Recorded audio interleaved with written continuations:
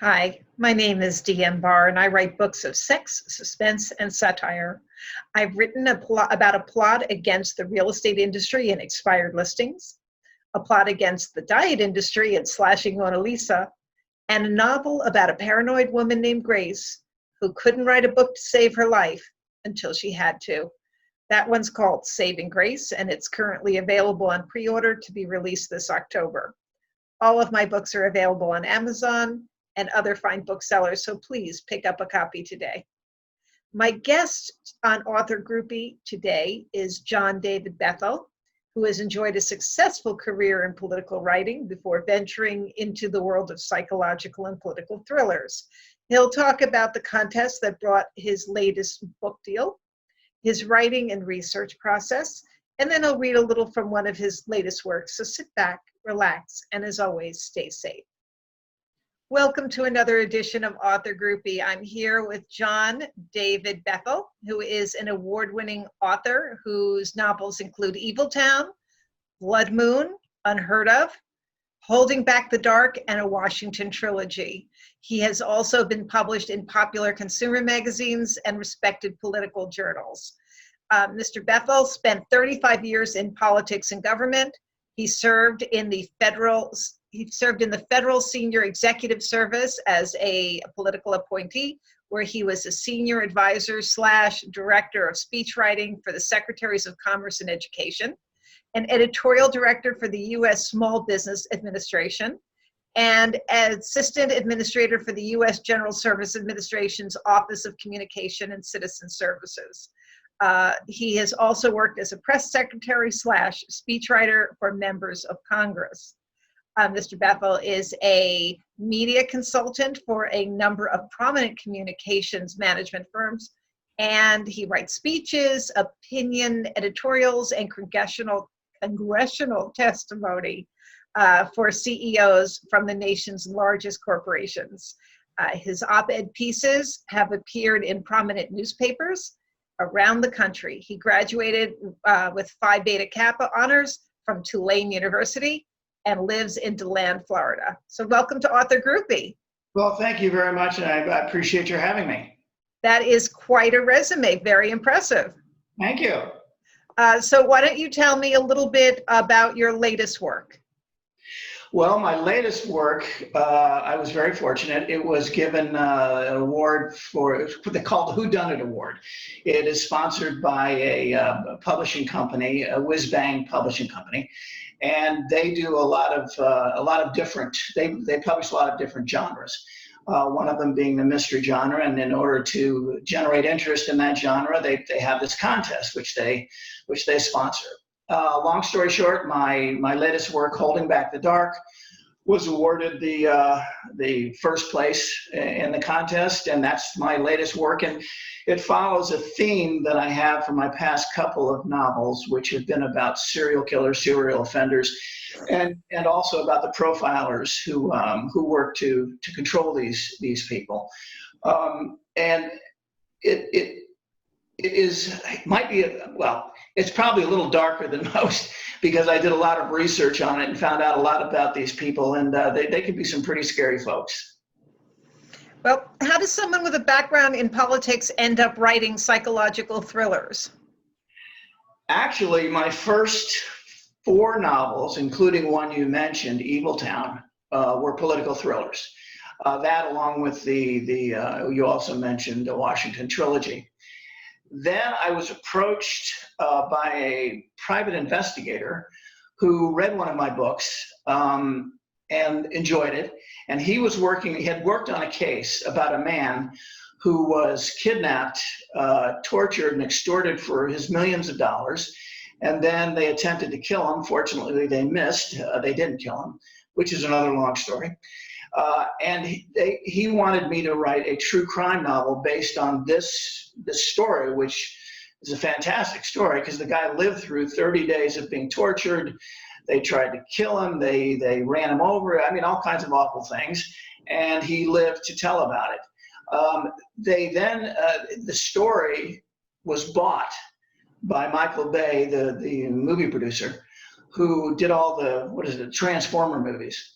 And he and the private eye investigator, Ed Du Bois, was a consultant on the movie, but they were making it into a black comedy, and he got very offended by that because it was, it was an awful situation, and he was not crazy about the fact that they were turning this into a black comedy, because in the process of that, they had to make the protagonist, the gentleman that was kidnapped, a very nice man, Mark Schiller.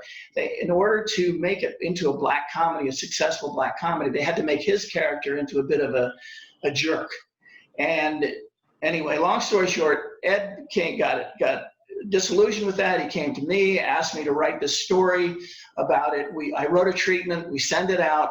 It didn't get much interest. I decided to turn it into a novel called Blood Moon, and that's how I got involved with the psychological thriller. I got interested in the mindset of people, the psychopaths, who would do this kind of thing.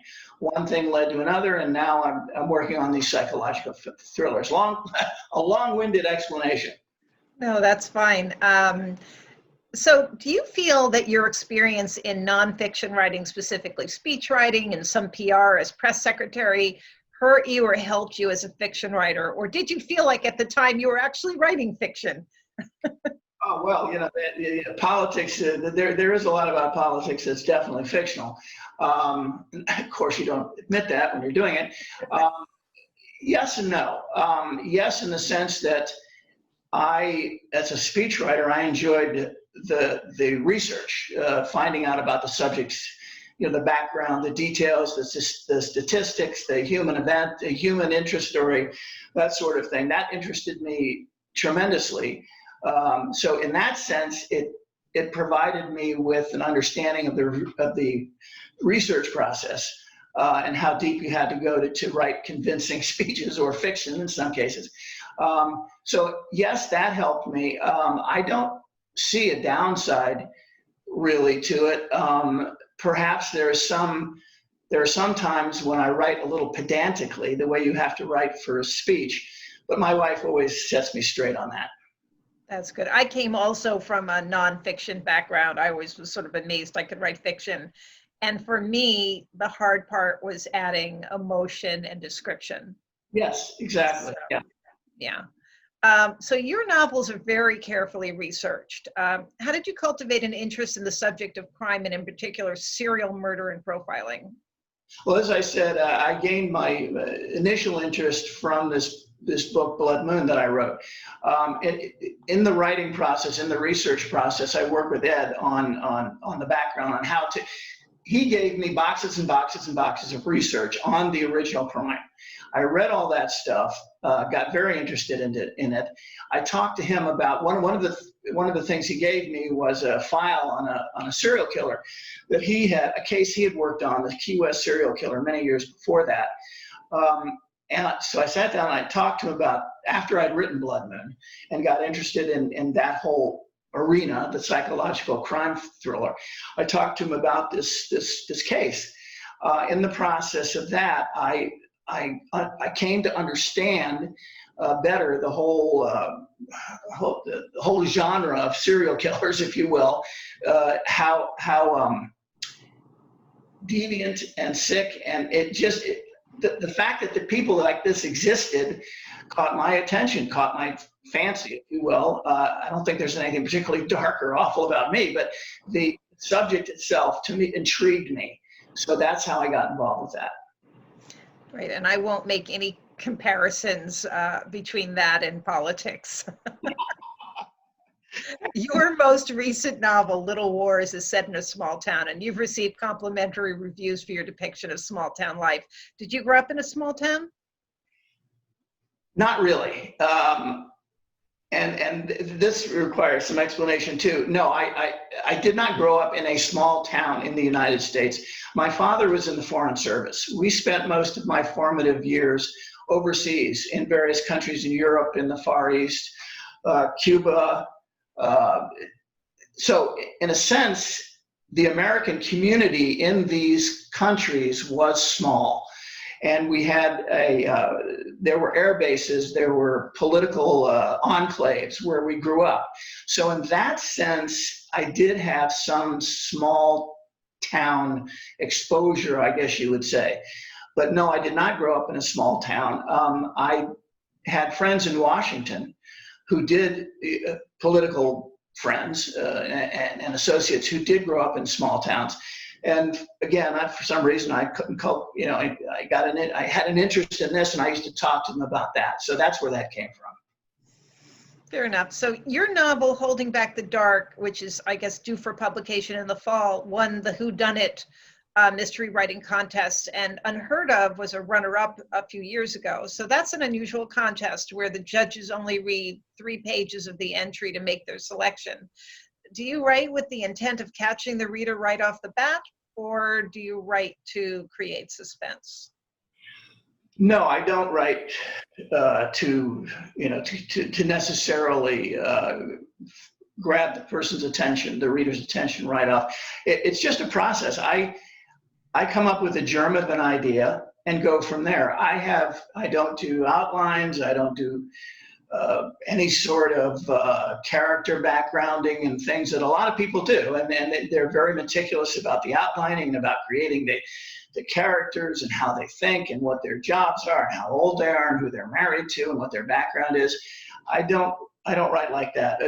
I remember once hearing a long time ago that Keith Richards, the Rolling Stone, the instrumentalist, said that he comes up with a chord, a refrain, and he builds on that. And that's the best way I can describe on writing. I come up with a germ of an idea, and I go from there. So from day to day, I really don't know where I'm going with the story, which to me is exciting because it puts me in the position of the reader to discover what's going to happen next.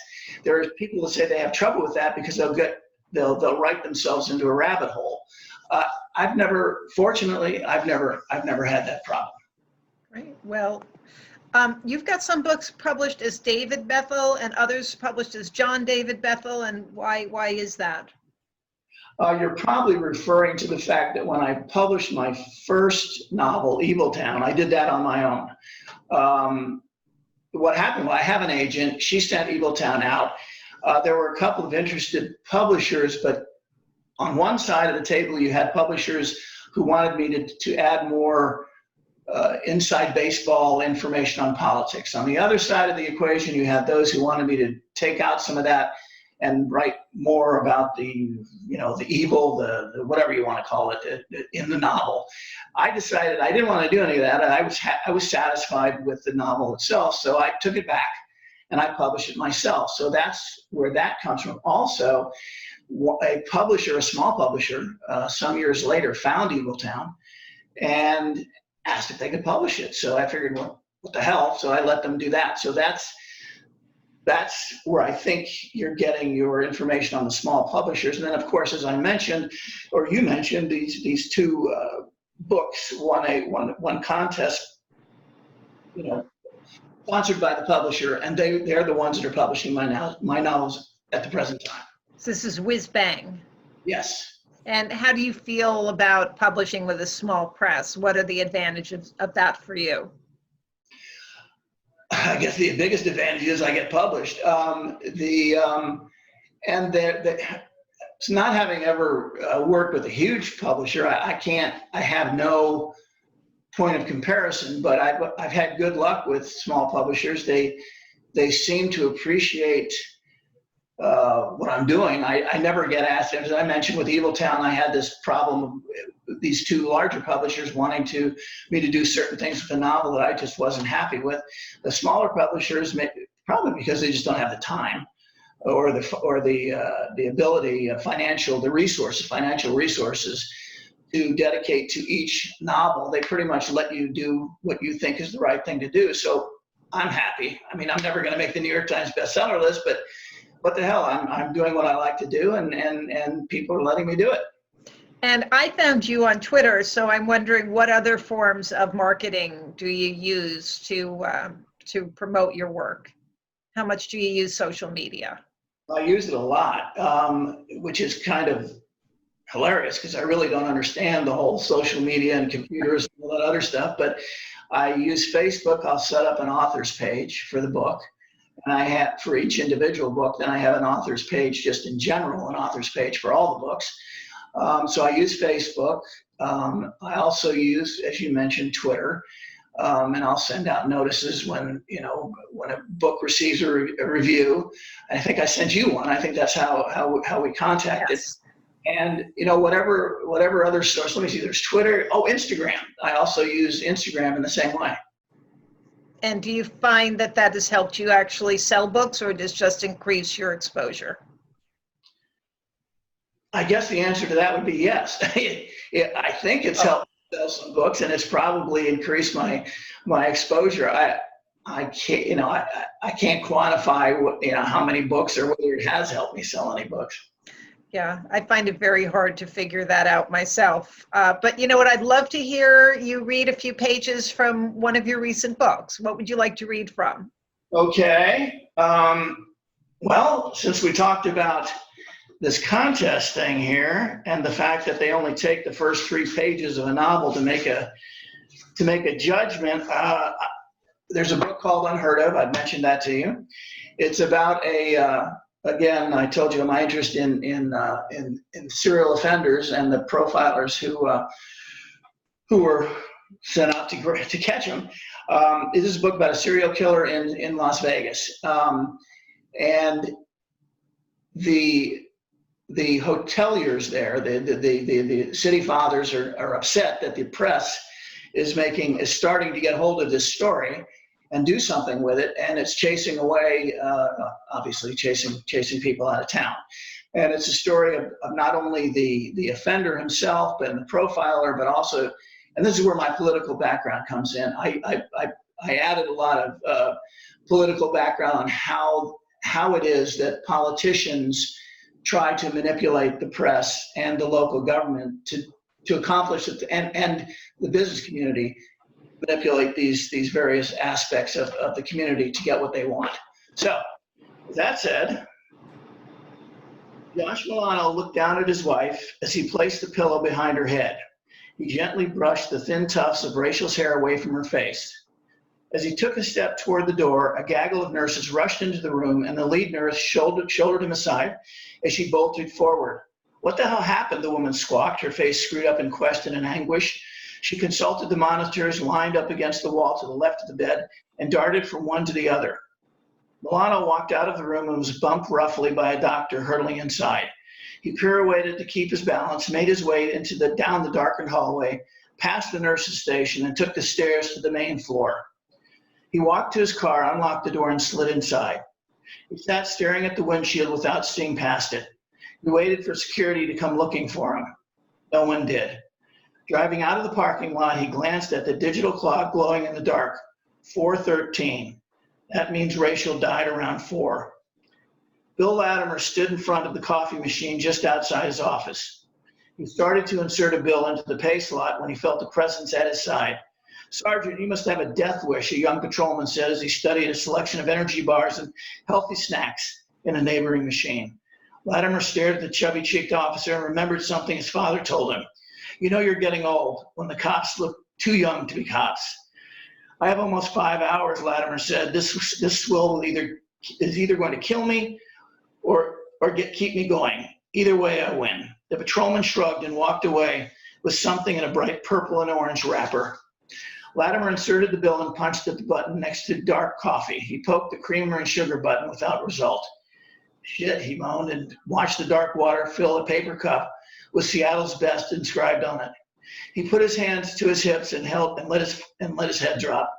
"Not hardly," he muttered, as the few drops rippled in an oily surface.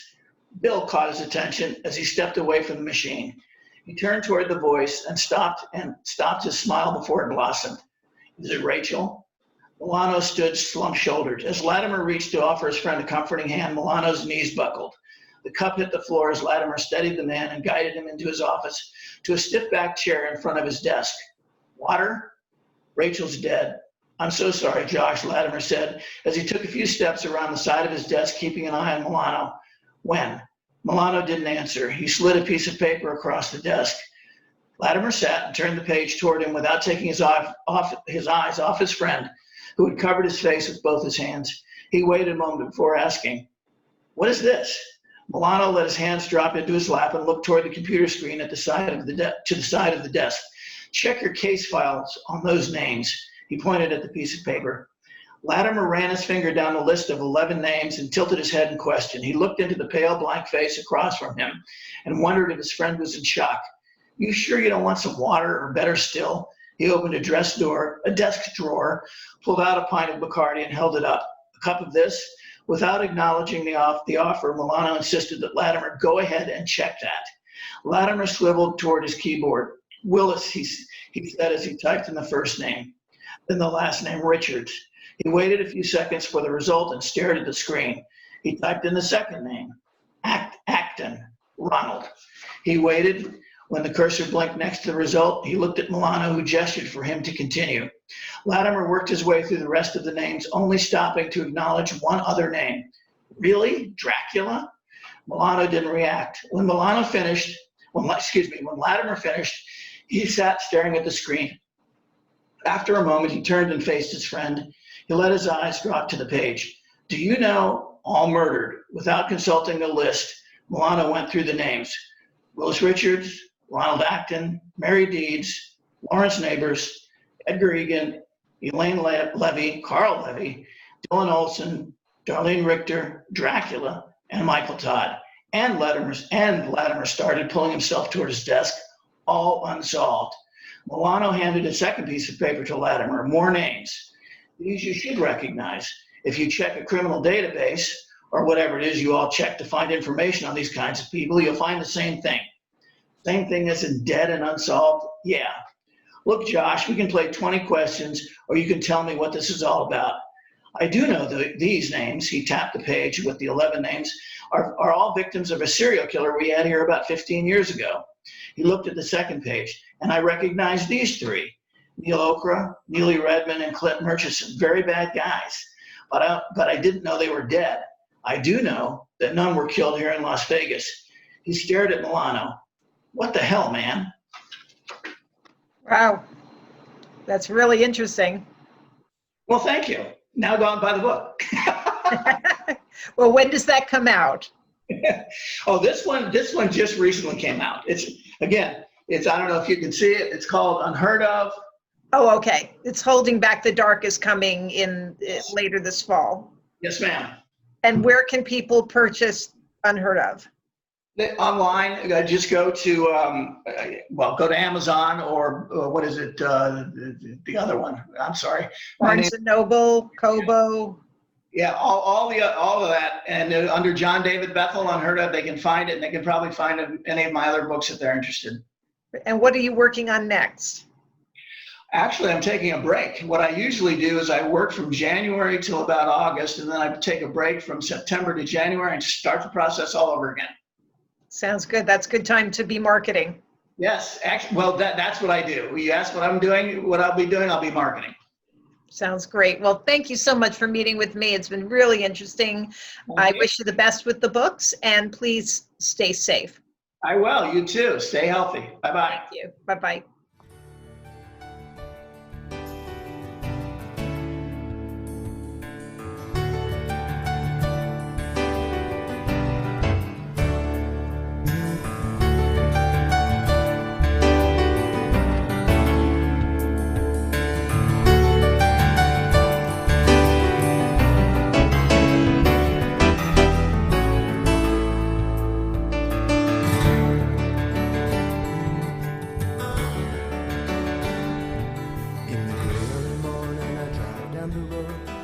Over the